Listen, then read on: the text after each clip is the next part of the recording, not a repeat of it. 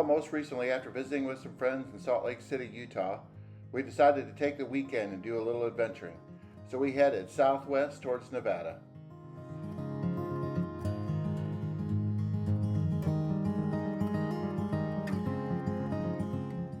Along with us on this trip was Bill and Deb from Overland. It's always great to travel with them. We really enjoy their company and we have a great time.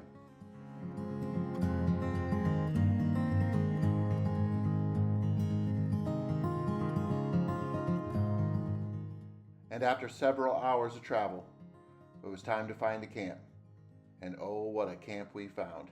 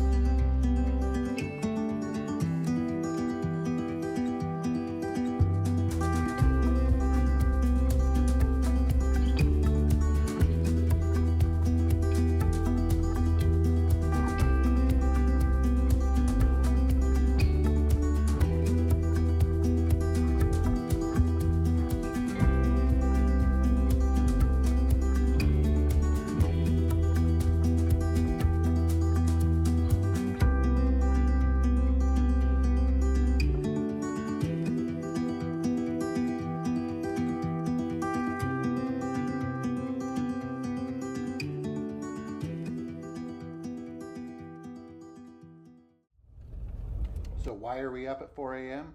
I'll let Bill explain it to you. Well, good morning, campers.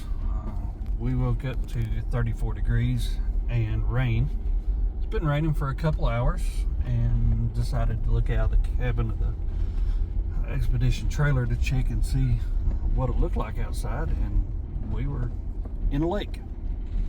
Funny, we did kind of camp at a Salt Lake bed, so that's our fault. That's on us. But now we're moving. It's 4:34 a.m. and we're going to go try to find somewhere dry and warm to find some breakfast. Well, after hitting the blacktop, we did a little searching around on Google and we found a great little restaurant. It was going to take several hours to get there, so we settled in and headed west.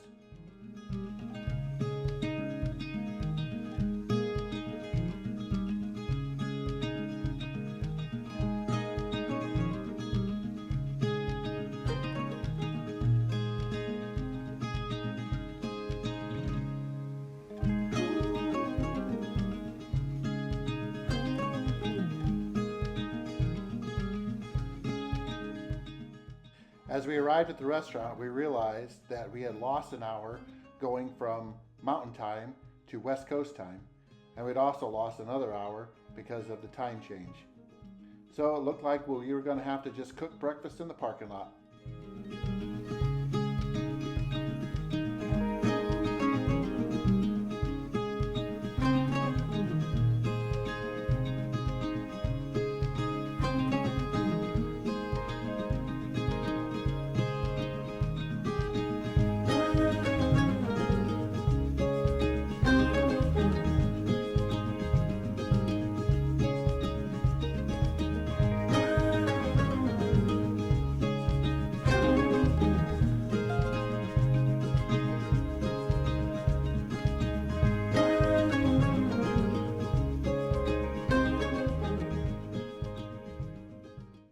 Well, after eating breakfast and watching the sunrise, we decided we'd make our way into the park.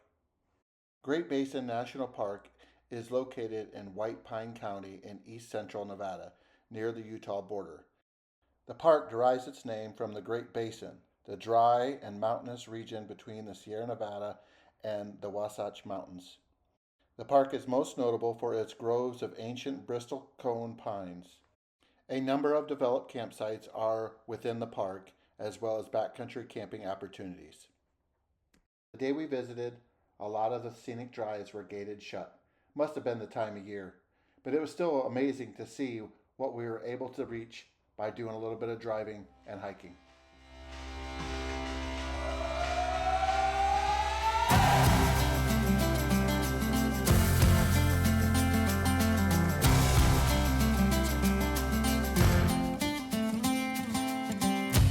Love was holding all the cards and always kept me in the dark. I never thought I could shake this heartache until I saw your light, and it's got me feeling like life is good, yeah. Life is good, yeah.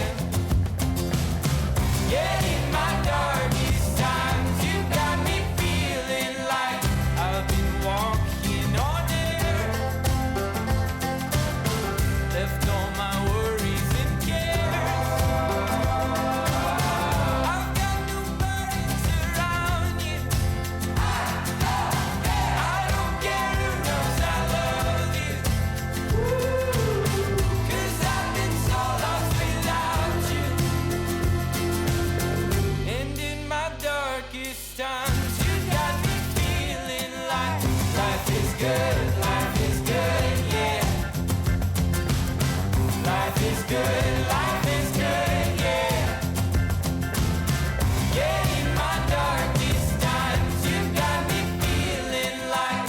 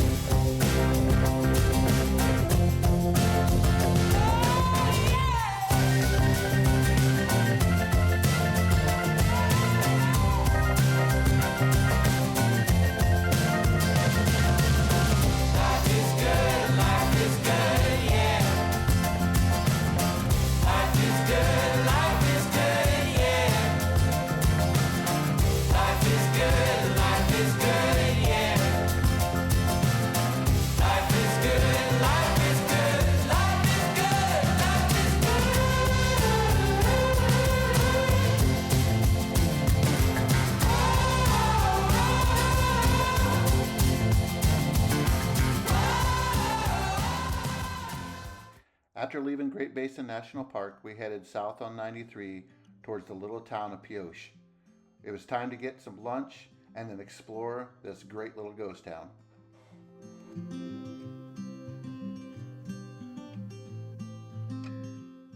Located about 175 miles northeast of Las Vegas along Nevada's untamed eastern edge, the community in and around Pioche is home to a population of just under 1,500 residents.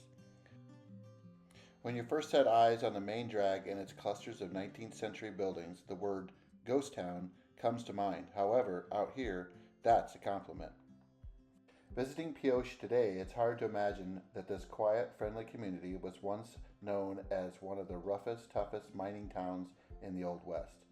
An 1870s silver boom catapulted Pioche into existence, securing its place as Lincoln County's seat as it attracted nearly 6,000 fortune seekers, including plenty of nefarious types who preferred to let their guns do the talking.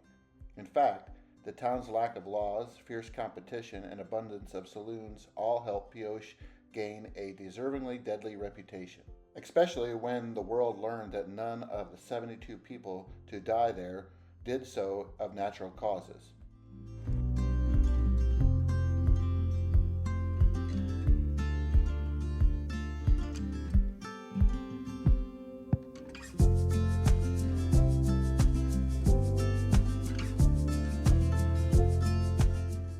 remember Remember how I mentioned that crime and murder ran rampant in Pioche?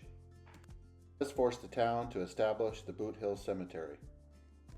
And what you'll find there is Murderer's Row, a section of the cemetery containing the graves of more than 100 alleged murderers. Many are unmarked, while others tout some fascinating grave marker describing their crime and cause of death.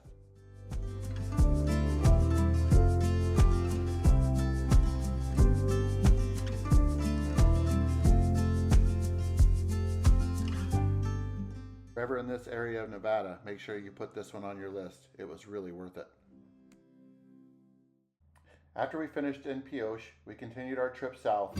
We set our sights on the Lake Mead National Recreational Area to see if we could find a place to camp.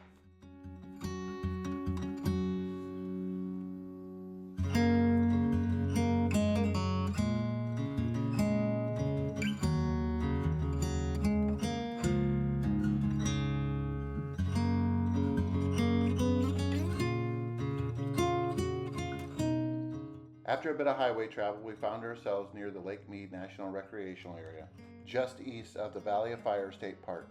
According to Overlander, there were several campsites in this particular area.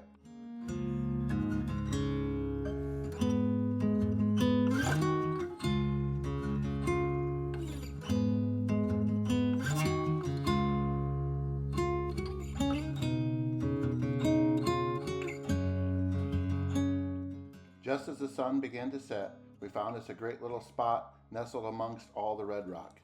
And Deb got right to work making dinner.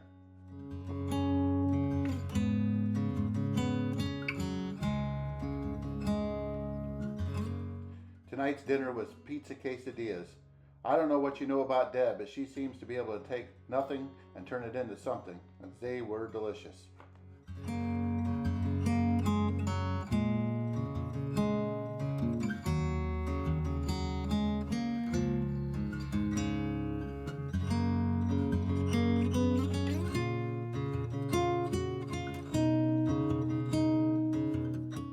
After we scarfed down our dinner, we sat around the campfire for a little while and decided it was probably time to turn in. But just before we did, we had a little visitor at camp.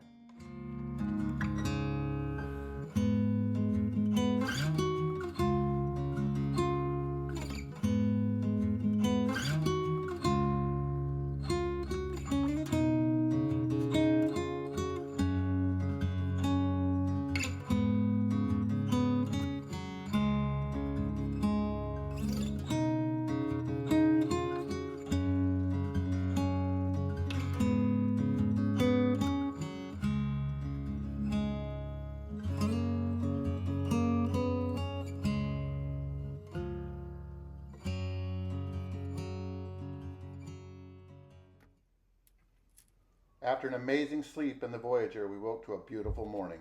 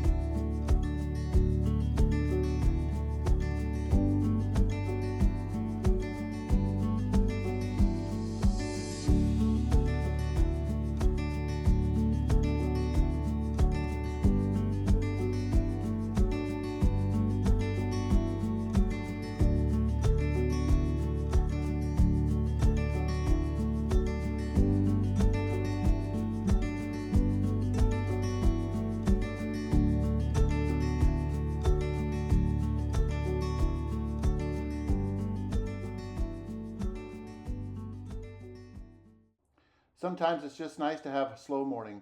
We got up, enjoyed the sunrise, and did a little work, and then it was time to get back out on the road.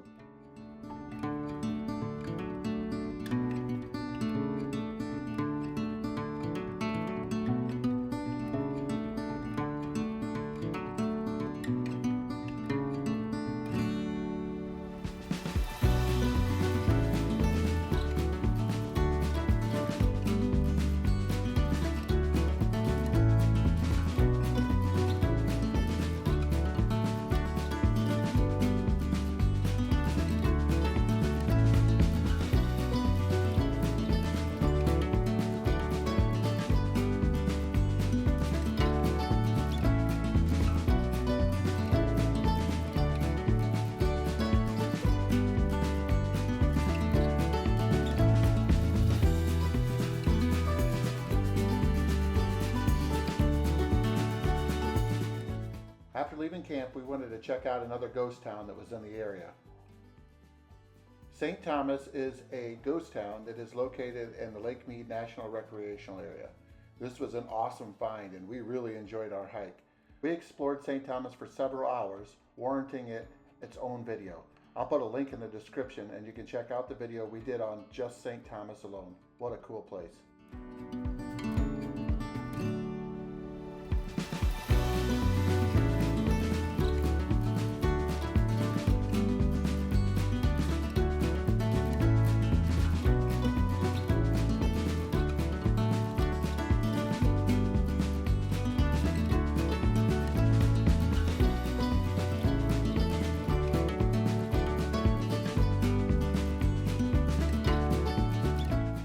Well, after our hike, it was time for lunch, and we're a sucker for a good burger joint. And the inside scoop in Moapa Valley was exactly what the doctor ordered. The burgers were fantastic, and we loved the waffle fries. Shakes were made from hand-dipped ice cream. After lunch, we headed back south towards the Lake Mead National Recreational Area. This is where we would find camp, but not before we visited Rogers Warm Springs. The springs, although in a beautiful area with a nice setting, was not quite warm enough for us all to take a dip. So we just enjoyed it from the shore and then ventured on to camp.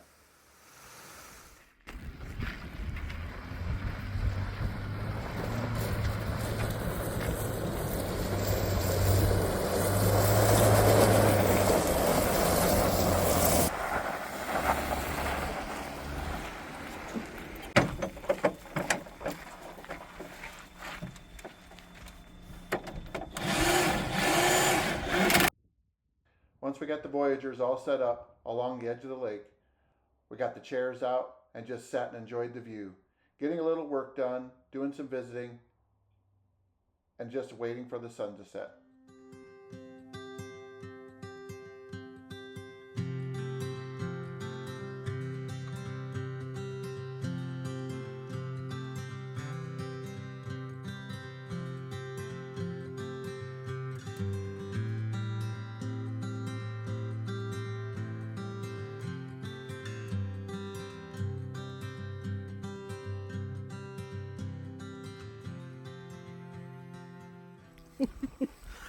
Justin, Yeah, what's on your head? that's the rest of my tortilla. See, I wanted to make a double-decker taco, but my tortilla was too big, so I took the scissors and cut my tortilla down. I hate my tortillas. I know. Well, it overhung And now you're my using hard it as a shell. sun visor. Yeah, so it overhung my hard shell, so I just took the scissors and cut it down. That's like my little sombrero. The next morning we were up early. We caught this amazing sunrise over the lake and then packed up the campers and headed into Las Vegas. As always, we want to thank everybody for following along with the adventures, liking, subscribing, commenting, all those good things.